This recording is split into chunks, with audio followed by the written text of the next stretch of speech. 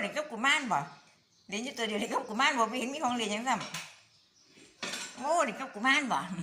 นี่สองนี่เขาเรียนกันนี่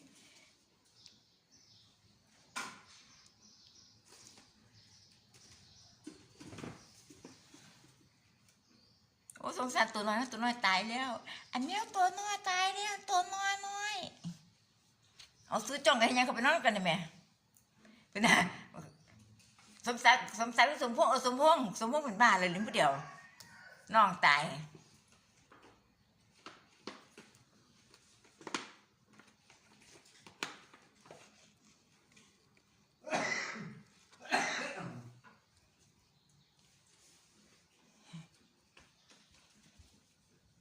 สมพงษ์บอกสมพงษ์อะไรยังโอ้ยนอนลิ้น